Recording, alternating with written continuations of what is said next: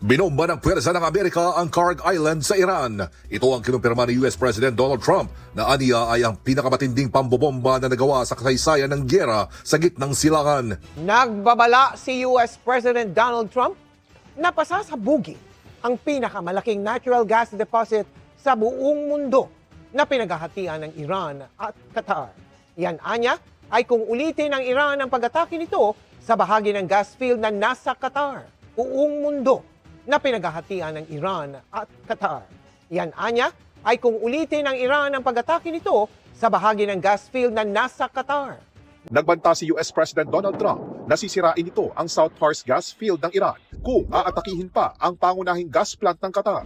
Gayunman, may unang pag-atake na binanggit si Trump sa kanyang Truth Social dahil anya sa galit sa mga nangyari sa Middle East ay inatake ng Israel ang bahagi ng South Pars gas field na nasa Iran.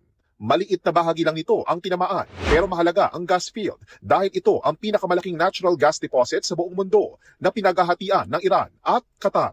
Gate ni Trump, walang alam ang Amerika sa pag-atake at wala rin umanong kinalaman dito ang Qatar. Pero hindi anya yan alam ng Iran na umatake sa bahagi ng pasilidad na pag-aari ng Qatar. Dagdag pa ng US President, wala nang gagawing pag-atake ang Israel sa South Pars Field maliban kung umatake muli ang Iran sa Qatar. Kapag umabot sa ganyan, pasasabugin na anya ng Amerika ang buong South Pars Gas Field. Sa kabila ng banta, sumumpa ang Iranian military spokesperson. Nagaganti sila sa mga responsable sa pag-atake sa kanilang energy infrastructure. Tinarget din ng Iran ang Riyadh, Saudi Arabia. Pero sinalag ng air defense systems ng Saudi ang 4 na ballistic missiles ng Iran. Sa ngayon, mas pinipili pa rin daw ng Saudi Arabia ang diplomasya. Binomba ng pwersa ng Amerika ang Kharg Island sa Iran. Ito ang kinumpirma ni US President Donald Trump na aniya ay ang pinakamatinding pambobomba na nagawa sa kasaysayan ng gyera sa gitnang silangan. Kasunod ito ng pagkumpirma naman ni Air Force General Dan Kane ng isang malawakang pag-atake na ginawa ng US Central Command. Today will be our heaviest day of kinetic fires across the operating area. CENTCOM continues to attack ballistic missile and drone capabilities so that they are no longer a threat to U.S. forces, our bases, or our partners. Kasunod nito, inaasahan ng US na tuluyan ng mapipilayan ang pwersa ng Iran. Ang Kharg Island ay isang maliit na isla sa hilagang bahagi ng Persian Gulf. Itinuturing itong crown jewel ng industriya ng langis ng bansa dahil dito dumadaan at pinoproseso ang 90% ng crude oil export ng Iran at 2% ng pandaigdigang supply ng langis. Bago ang gyera sa Middle East, ang Kharg Island ay nagsusupply ng 3 milyong bariles ng langis sa isang araw. Ayon sa pahayag ni Trump, hindi nila lubusang winasak ang nasabing pasilidad kundi isang banta. Subalit kung magpapatuloy ang Iran sa pag-antala sa pagdaan ng langis sa Strait of Hormuz, posibleng magbago ang kanyang desisyon at tuluyan itong pasabugin. Nagpahiwatig naman si US Secretary of War Pete Hegseth sa mas malalaki pang pag-atake na hindi pa nararanasan sa nakaraan upang tuluyan ng mabuwag ang pwersa ng Iranian Islamic regime. And as the world is seeing, they are exercising sheer desperation in the Straits of Hormuz. We're on plan to defeat, destroy, disable all of their meaningful military capabilities at a pace the world has never seen before. Maraming bahagi ng Iran ang nakaranas ng epekto ng operasyon. May mga lungsod na nawalan ng kuryente. May communication systems na pansamantalang bumagsak. May transport routes na nasira o isinara bilang safety measure. Sa ganitong sitwasyon, hindi lang military ang apektado kundi pati civilian life. Ang biglaang disruption ng infrastructure ay nagdulot ng panic buying sa ilang lugar. May mga residente na nagmadaling mag-imbak ng pagkain, tubig, at fuel dahil sa takot na tumagal ang krisis. May ilan ding umalis sa mga lungsod para maghanap ng mas ligtas na lugar. Ang ganitong reaksyon ay normal sa mga sitwasyong hindi malinaw kung gaano kalawak o katagal ang magiging labanan. Bukod sa physical damage, malaki rin ang psychological effect. Ang sunod-sunod na pagsabog at sirena ay nagdulot ng matinding kaba sa populasyon. Sa ganitong mga sandali, ang pinakamalakas na armas ay hindi lang missiles kundi uncertainty.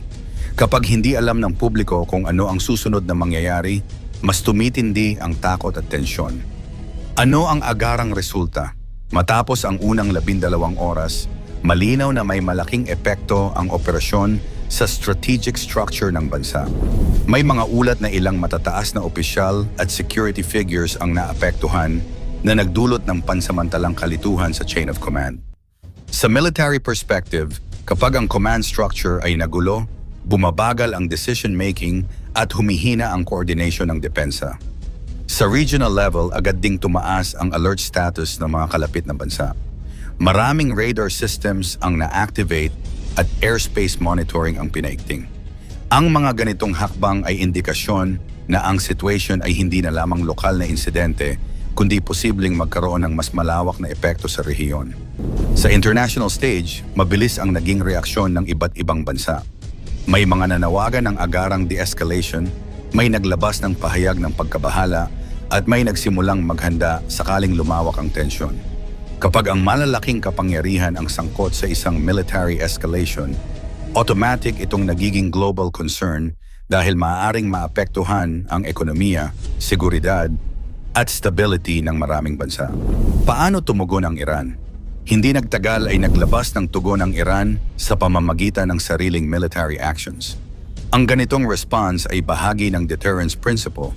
Kapag ang isang bansa ay umatake at walang naging sagot ang kabilang panig, maaaring magmukhang mahina ito sa mata ng kalaban at ng sarili nitong mamamayan. Kaya mahalaga sa strategic doctrine ang pagpapakita na may kakayahan pa ring gumanti. Kasabay ng military response, naglabas din ng mga pahayag ang pamahalaan upang ipakita na kontrolado pa rin nila ang sitwasyon. Sa panahon ng krisis, mahalaga ang messaging dahil ang morale ng publiko ay nakadepende sa kumpiyansa nila sa liderato.